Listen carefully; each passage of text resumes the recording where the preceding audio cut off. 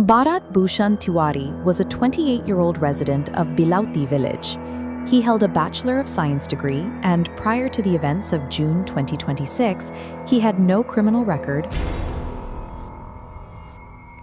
pending charge sheets, or prior arrests. Locally, he was known for using Facebook to document the specific grievances of his community, filming the muddy, unpaved roads and advocating for relief packages for erosion-affected families from nearby Jawanya village. On June 17, 2026, this profile as a social activist collided with a high-stakes tactical operation. Tiwari died after an encounter involving local police and members of the state's Special Task Force, or STF. The Bhojpur police maintained that Tiwari was a dangerous, armed individual who opened fire on officers as they approached, forcing them to retaliate in self-defense. The core of the controversy lies here: how a graduate with a history of grassroots advocacy ended up facing a militarized tactical unit normally reserved for high-level insurgents. The escalation began on June 15th, when Tiwari posted a series of digital manifestos on Facebook. These posts included a direct threat against the subdivisional magistrate of Jagdishpur. On June 16th, the police publicly assessed the situation. They issued a statement declaring Tiwari mentally unstable and confirmed they were making efforts to take him into safe custody for treatment at a mental health facility. However, on the morning of June 17th, the response shifted from a clinical intervention to a tactical one. Instead of health professionals, a special task force unit arrived in Bilauti village, equipped with bulletproof jackets and assault rifles. Despite the police's own earlier assessment that the suspect was suffering a psychological crisis, the standard de-escalation techniques used for mental health calls were replaced by an active assault force. Within 24 hours, the state's approach to Tiwari moved from a plan for medical commitment to the deployment of a unit designed for armed combat.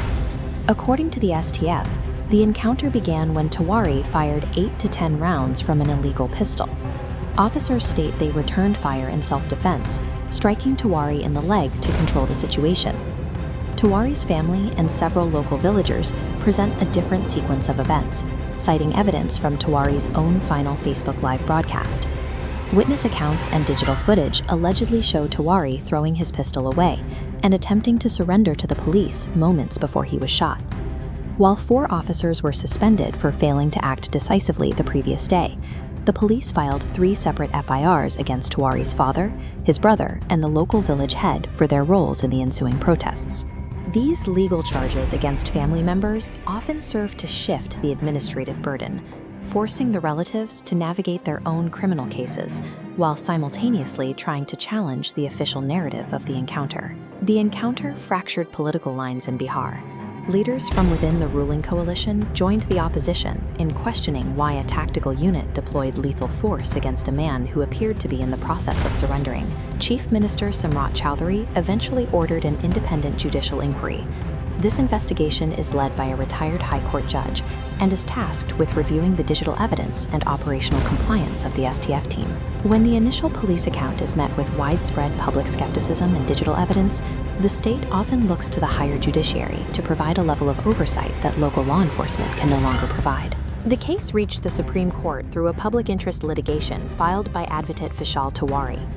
The petition seeks a CBI probe and the registration of an FIR against the officers involved. The plea argues that lethal force against a surrendering individual breaches Article 21, the right to life. The petition relies on 2014 PUCL guidelines, mandating independent investigations and criminal filings against officers in fatal encounters. Tiwari's death is cited in the petition alongside reports of half encounters in the region, incidents where suspects are shot in the lower limbs during police custody under the guise of an armed confrontation. These legal challenges emphasize that the rule of law relies on a strict separation of powers. When law enforcement agencies decide the outcome of a case on the ground, the judicial process established by the Constitution is effectively bypassed.